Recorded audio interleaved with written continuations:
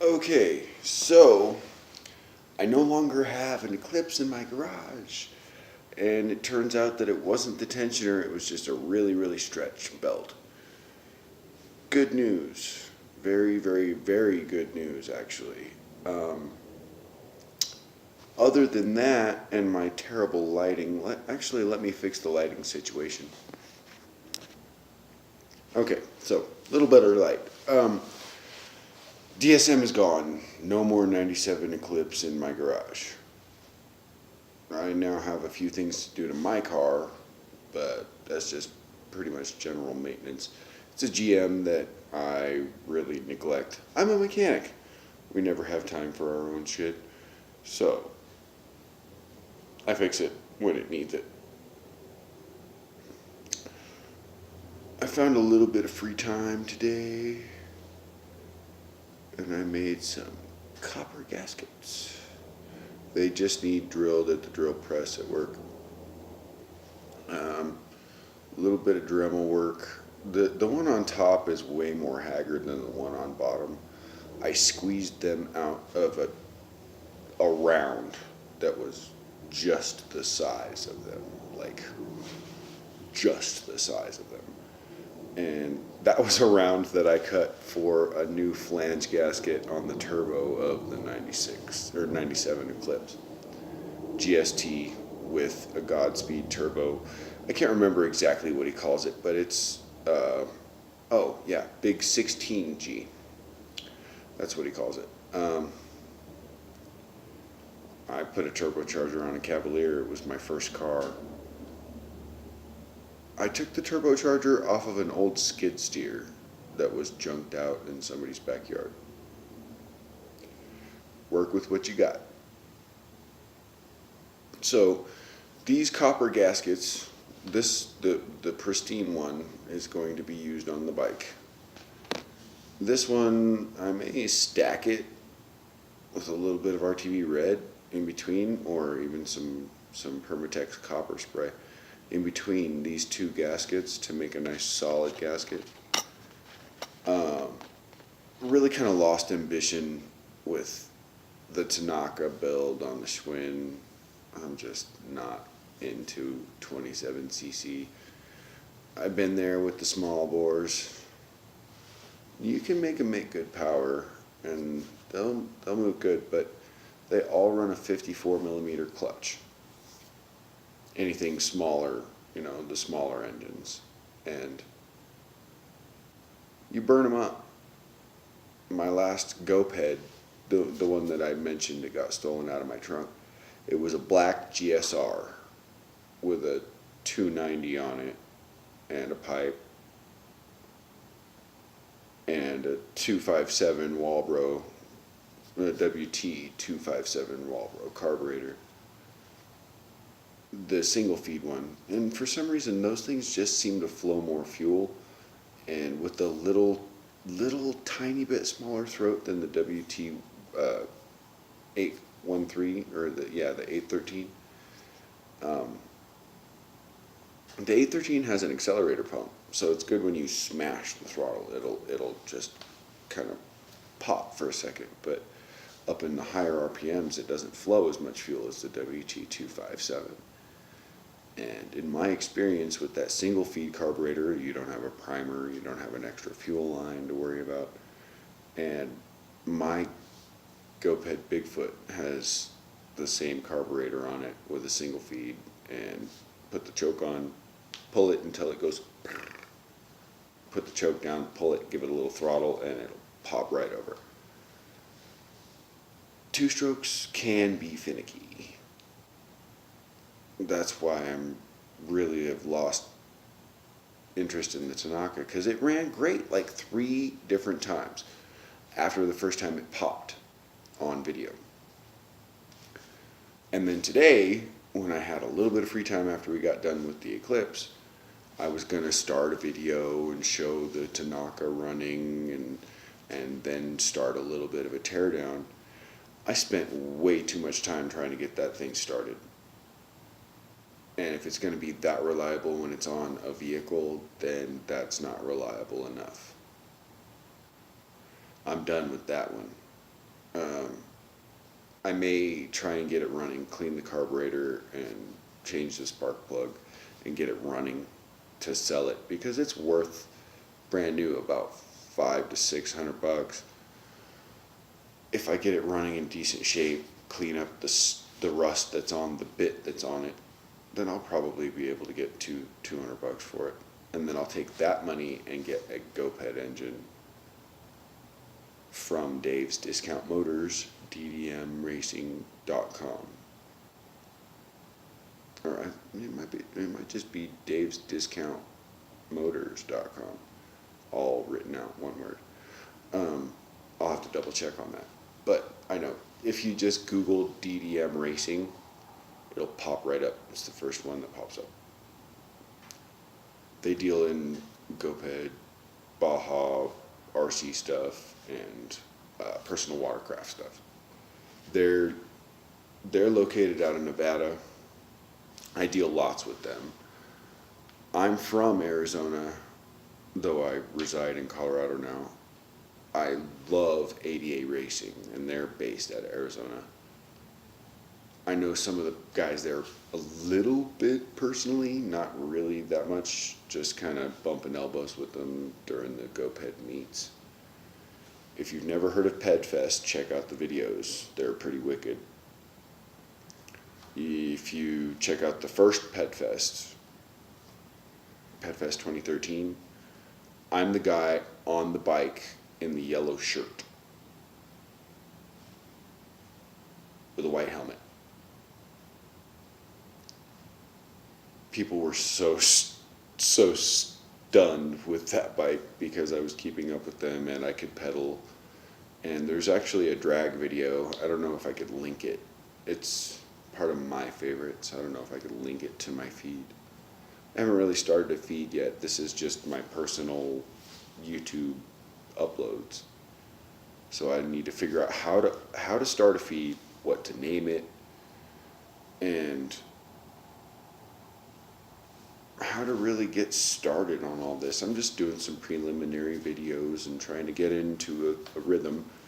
I also need to start a schedule, which is what I'm trying to do, so that I can get the videos done, and the budget for the builds is going to be a little bit of a hard-pressed thing, but I do things on the cheap a lot.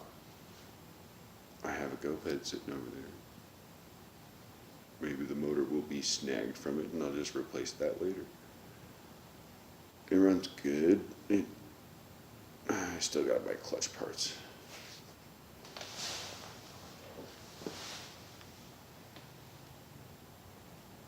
Blingy blingy. This is the 78mm mount. This is what I would be using on the Schwinn if I were running the same motor that I run on my bike. It's slightly used, but it's unblemished completely. And yeah, this one is a nice piece that I got. GoPed factory billet mount. It needs mirror polished, but hey, it's factory billet. And if you look at the bottom, you can see the ridges and stuff from the CNC lathe, but I will be mirror polishing that off. The bell is in good shape. The sprocket is in good shape. It's the 6-tooth, which is the stock one. On the first Schwinn that I built, it was a 25cc Geo engine, which rated makes 1.1 horsepower. That's not what it made when I got done with it. It was probably closer to 2.5 horsepower, but that was just carburetor. I didn't even touch the port. I just changed the piston out inside of it so that it used the port timing that I could the best way that it was there. Anyways, this mount is the backup plan with a 460 on the Schwinn. I do want to do a GoPed motor with a good pipe on it, a small bore, and see how long the 54mm will hold out. I do have, it needs some work. It needs a bearing, it needs a bell, and a snap ring. But, hold on just a second.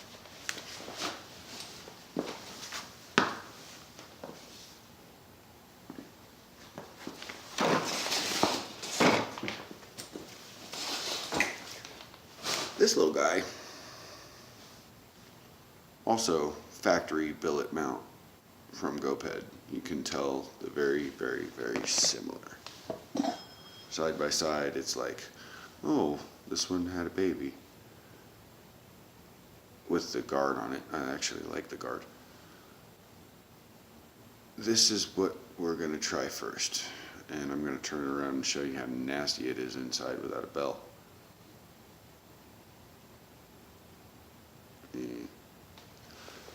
And the bearing is just trashed. It saw some water.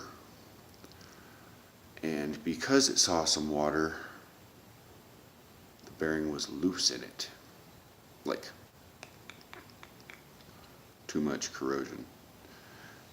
And I work with metal quite a bit, so we tapped it. There, with a set screw, and there, with a set screw, and there, with a set screw. Holds the bearing straight now, and in place, even though it's quite seized up. New bearing. I could actually steal the bearing out of this one. They're the same size. I'll just get a new bearing for this one and try and polish it the best I can because it's pretty screwed up. It's got some blems. But I'll try and polish it up the best I can, make it look good. I might paint it black because the Schwinn is flat black and I'm going to leave it that way. I'm going to take off most of the Schwinn stickers. I may leave one somewhere, or the head badge. I'll leave the head badge. And then I'll make some custom stickers for the sides for the look. But this is version 1 with probably almost exactly the motor that's on the Bigfoot sitting over there. And then if we're not satisfied, this is version 2 with the Schwinn.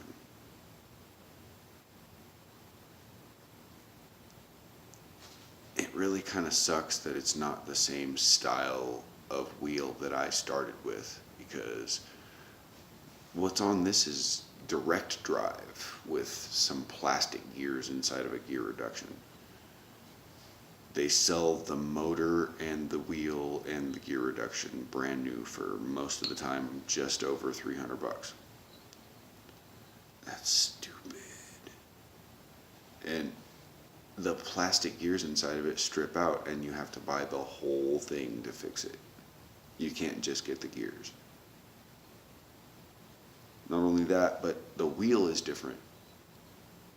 It's direct drive, so the shaft has outside bearings on, on the axle stays, on the chains, the axle stays that hold the wheel. There's bearings on the outside, and the axle spins. It's not a stationary axle with bearings in the wheel with a sprocket on the outside. There's a disc brake hub on this wheel, but there's no threading for a freewheel sprocket or even a regular sprocket that just threads on. That becomes a little bit of a problem because I need to find the wheel almost exactly like I had on my green Schwinn. Also, part of my videos. If you're watching this portion of the feed, then you have access to what you're watching because I posted publicly. There's quite a few views on the Schwinn stuff. Just smashing around, me and my buddy. Love you, squirrel. I want to make that again, but with so much more power, which can be had with either motor. I really do trust a 29cc Zenwa. You can find a good 29cc Zenwa. It's actually, my boss told me, it's not Zenoa, it's Zenwa. I'll probably never be able to figure it out. It's always been Zenoa to me, but Zenwa is what it's really pronounced.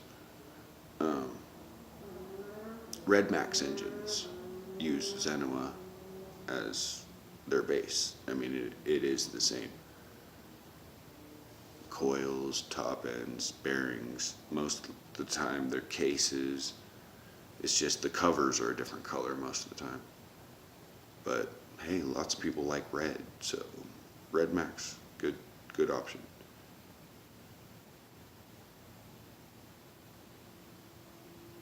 There's bigger engines now. 29 used to be the biggest you could get until you did a stroker crank, and then you could go up to 31 cc's, or people called it a 32, but it was actually like 31.6 or something like that. The ones they have out now are redesigned. Most of them have reeds, and they just smash. They're quick. The 34cc, 32cc, even 36 stroked, over stroked. When you're coming to those big cc numbers on the small engines, you're gonna smoke those clutches. I had a good revving, high horsepower 29cc 2-bolt top end, not even a 4-bolt top end, that would just smash all day. But when I laid on it hard, or even somebody else laid on it hard and didn't know how to not slip a clutch, it would just burn a clutch really, really, really fast. I don't know if there's video that I could point out or even find, but there is some video of my GoPed with somebody else riding it after they smoked the brand new clutch that I put on it that same morning. That really kind of sucked, because my GoPed was quick and I wanted to race it at the GoPed races, and all I got to race was my bike, because I wasn't going to hop on a ped that had a smoked clutch. I would just let somebody else ride it because they had nothing else to ride. It still ran, it still moved under its own power. There was just no friction material, and it slipped for days.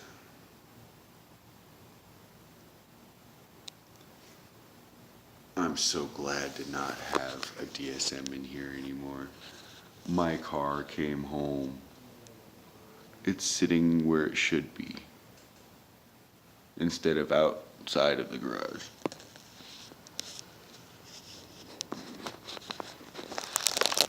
I cannot wait to do some more stuff to that. A few issues to fix, like it basically needs a brand new front end. I need to do the full strut assemblies, lower control arm bushings, tie rod ends, wheel bearings, front discs, a steering rack. What else was there? Oh, a radiator, because I got a small leak in it. When I do the radiator, I need a water pump, and I need the metal elbows. What else? Oh, GM 3.8, 1996 Buick Park Avenue. Really good car. You can run them into the ground. Like, literally into the ground. The wheel bearings on this sound like it's rubbing on the ground. And it still drives just fine. Power steering line. Okay, so I'm at 10. Power steering line. Transmission cooler. An aftermarket transmission cooler to go on the outside, because I plan on putting some power to it. Pro charger. Belt driven snail. Just need to build an intake manifold for it because plastic isn't going to cut it.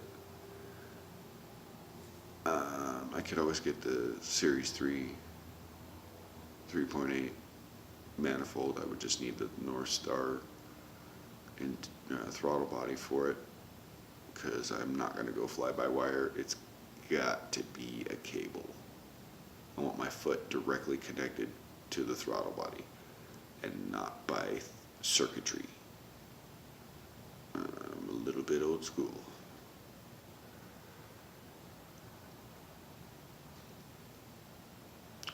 Yeah, so got to fix the front end on the Buick, and then after we do that, I'm gonna clean the interior well, real well. There's a little bit of a whammy on the back. The bumper and the support and the trunk took a hit. I already replaced the lenses. I've got another set of lenses that are all busted hanging up on the wall over here. Get that all fixed, and then I think it's time for paint.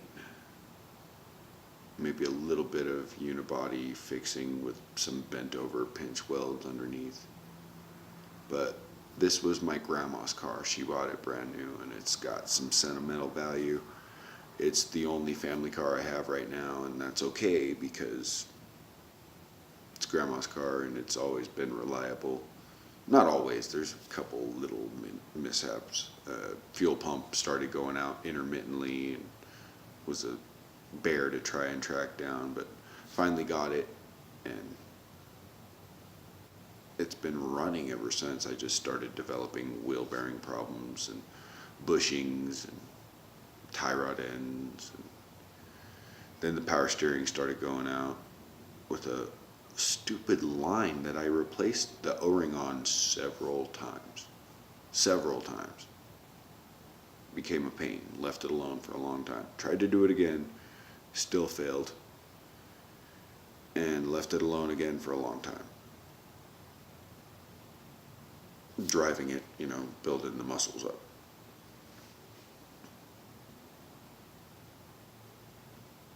I then started I went and bought a new power steering line, even though that wasn't what I thought the problem was.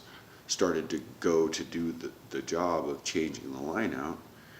Looked and inspected on the rack itself, and there's a seal sticking about this far out of where it was supposed to be. And just a piece of it, not the whole thing, just ripped and just kind of sitting and hanging out there. Little curl out, and I was like, ooh. I don't even know if it's worth trying to seal that old box up with a new seal set. So new steering box time, and then new power steering lines. That should really help. I'll get new struts on it and do the bushings when I have it all apart. I just might as well. It's time. And then after I get all of the parts installed, take it in for an alignment, because don't have an alignment rack here in the shop. This is a 2-car garage out of a place that I rent. It's a really nice place. It's a little expensive, but it's just a little extended 2-car garage with lots of stuff in it. So it's like a 1-car garage with 4, 5, 6 bikes in it. Time to build a drift trike. They don't take up too much space. $100 212 Predator and a small turbo. Anyone? We'll start with that one. We'll build that one for TJ. And then I'm going to get a 420cc Predator and put it on the same thing. Almost exactly the same thing. Drift trike. And we'll see what works.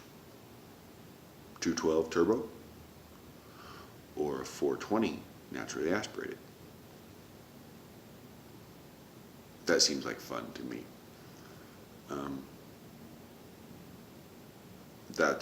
Those are future plans. I don't have the funds to start smashing on that, but maybe in the wintertime, if something big hits, get a good job,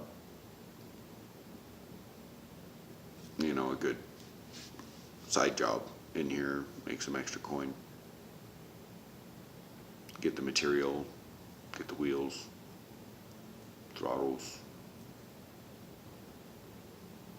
Ooh, the front wheel with disc brakes. Those are really a necessity. Gotta have disc brakes.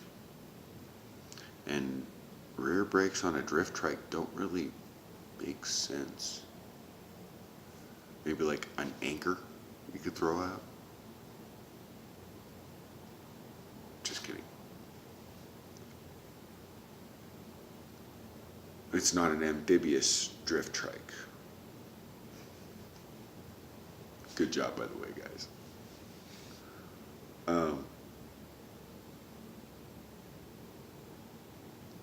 Inspiration, you were.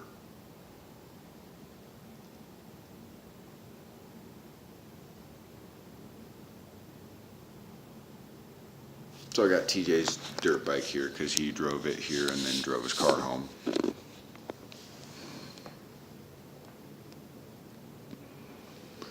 And then my stupid little 50cc Kimco that's for sale. And my Bigfoot GoPed that I absolutely love that might actually sell. Too short. Stuff happens. Oh, by the way, yeah, the busting of the head that happened on that bike costs way too much when you don't have insurance. Things are tight. But that's okay. Still have ambition, still have a will and a way. Just gotta make it happen. But I'm glad that I've started doing this. It's kept my mind busy doing other things than video games or just messing around on the phone. Yeah, I'm videoing on the phone, but thank you for the good Droid camera, LG. And wow, lots of stuff in my head floating around. I do need to kind of script it, not really script it, but just kind of figure out a flow. I keep jumping.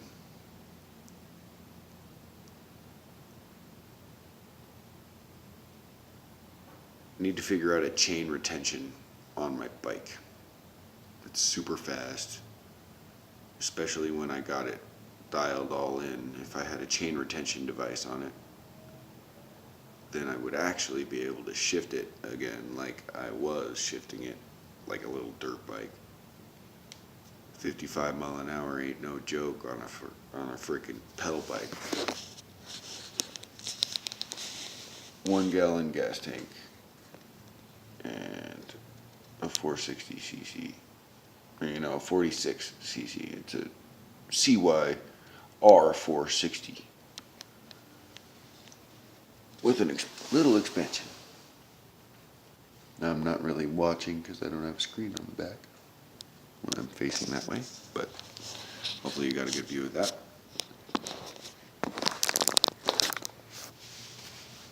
That thing gives me the fizz. If anybody's ever watched Top Gear, you know what the fizz is, and that thing gives me the fizz pretty much every time I get on it. And most people, after they busted themselves like I did, would not get back on the same bike. Well, I did with a helmet.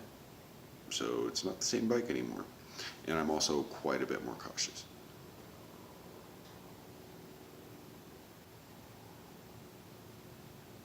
Schwinn. So I need that wheel. And then I'm going to have to make some side plates to hold a solid axle where the wheel spins and the axle doesn't. Get the correct sprocket for it. Pretty much got the gearing figured out. I may need to do some testing if I put the big motor on it. I kind of know what it'll do with the little motor. Torque wise. Torque is everything when it comes to gearing. The little motors make less torque, but also rev a little bit quicker and sometimes reach some higher RPMs if you port them right and get the right pipe on them. Also, spark timing is important, especially when it's a high horsepower application, but it's fairly easy to wrap your head around if you know what you're doing.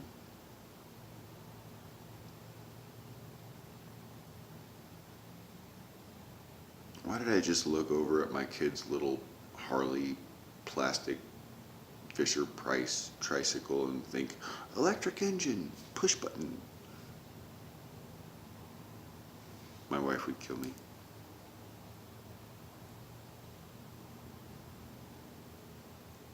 It'd be worth it to see how she would try to kill me, though.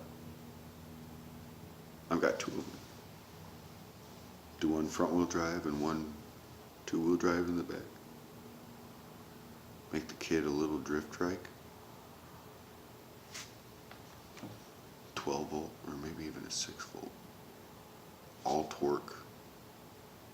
Gear it for just torque, like no speed, just spin.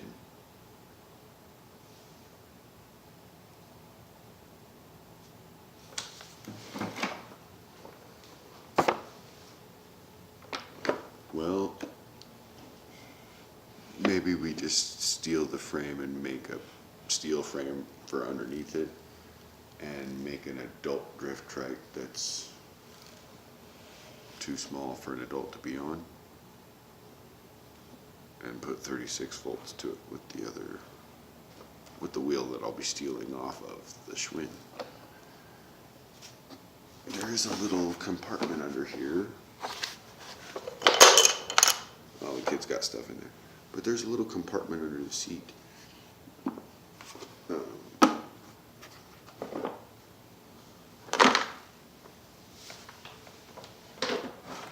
That might be a little bit interesting. They're about to go. They are outgrowing them.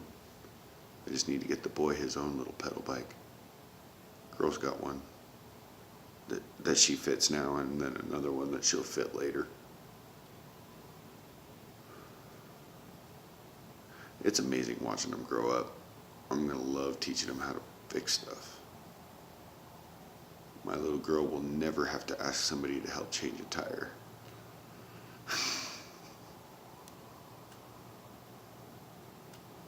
I need to clean the garage up, otherwise I'd give you a tour. It's a little tore back in here from working on an Eclipse. But yeah, I was a little bit proud of these. I found a few minutes today. Oh, I didn't take any footage of the 212 compressor. I had a guy come to my shop and purchased a compressor that had a bad 5.5 horsepower China, I know, China made, but it was a high best 5.5 horsepower.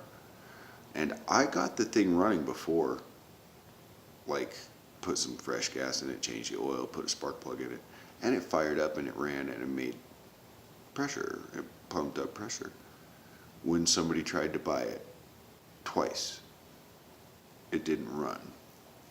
So I pulled it into the back and I changed the spark plug again, and I put more fresh gas in it, and I drained the float out, or drained the float bowl out. And it still wouldn't even sputter. I even gave it a squirt of gas. And if you work with the aluminum cylinder, aluminum cylinder walls, you know to use 2-stroke fuel, even if it's a 4-stroke, to give it a squirt. Never use ether. Don't clean that oil film off the side of the cylinder, or you're going to kill the engine early. But anyway, it wouldn't even start. So the guy, I basically just kind of conceded and was like, dude, if you want it for this much less than my asking price with it running, then just go to Harbor Freight and get an engine, and here's my number. And I did it on the cheap, on the side. And I didn't take any video or photos or nothing. But basically, I just pulled a 5.5 horsepower clone Honda and put a 6.5 horsepower clone Honda. Well, it it ran so much better. Well, not better, it just ran, well, yeah, better, because I heard it run before, but it ran, for one, and just so much better. A full horsepower more. Hooked the throttle up correctly. I let it come up to pressure and it slowed down. It was cool. I started the engine up, first pull, shut the choke off, and let it run. It only took about 5 minutes, maybe not even 5 minutes. And then I looked over at the gauge. It's reading 120 psi in the tank and 100 psi going to the lines. That's good enough for me. And there's adjuster. So if you got 140 psi in the tank, you got 140 psi that can be delivered to the lines. Working on air tools. A little bit far behind because I use all electrics now. Things are changing. I learned on air tools. Those are good memories, man. Wish I still had my old box. Stupid thieves. Anyway, it was good to stop in again. Thanks for watching, guys. Catch you next time.